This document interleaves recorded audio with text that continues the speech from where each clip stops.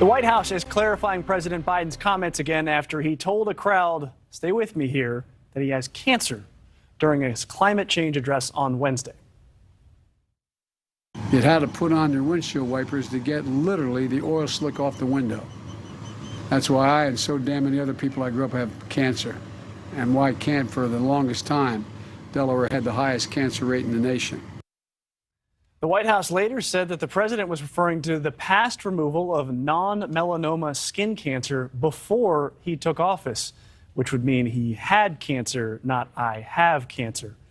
Different tenses, very important. Julia Manchester, national political reporter for The Hill, joins us now. Now, some of the president's defenders point out that it was widely reported that he had skin cancer treatment in the past, but then he said, that's why I have cancer, and that kind of made a lot of people in the free world go, what?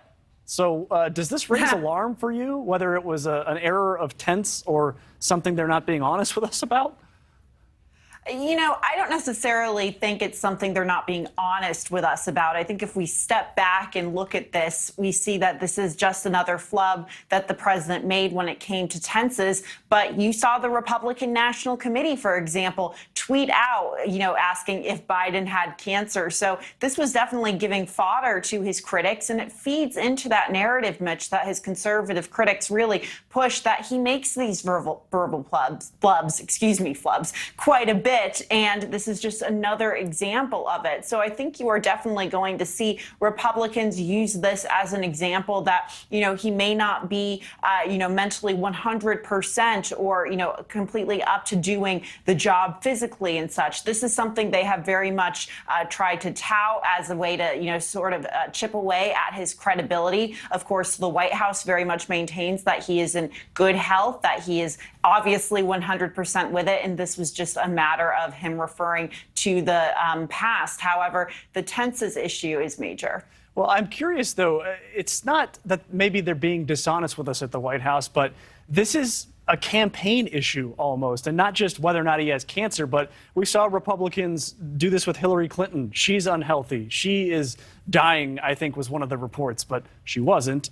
President Biden, former President Trump has called him old and he's out of touch and all kinds of things. So is it possible that the White House and perhaps Democratic defenders are putting a spin on his health and a spin on his mental acuity to make it look as good as it can possibly look because they see this talking point coming?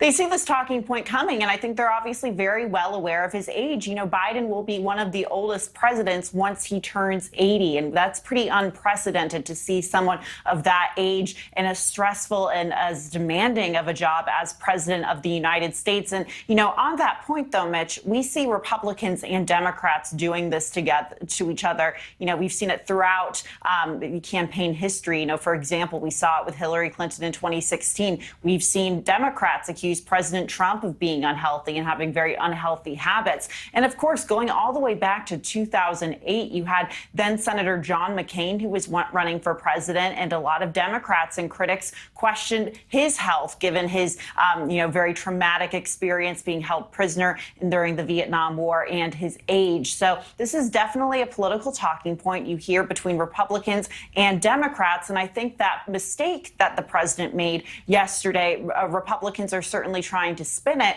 but it puts more on the Democrats and President Biden's plate in terms of trying to defend themselves. This isn't something they want to be talking about right now. Yeah, Ronald Reagan was criticized for his age, and he turned it around to a strength. He said, I will not let my opponent's lack of experience be used against him. It was a very pivotal moment in that election, which he won by a landslide. We'll see if either candidate criticized for their age and their mental acuity can do that in 2024. Julia Manchester, thank you for your time. Thank you for watching. Go to newsnationnow.com to find NewsNation on your television provider. And don't forget to click the red subscribe button below to get more of NewsNation's fact-driven, unbiased coverage.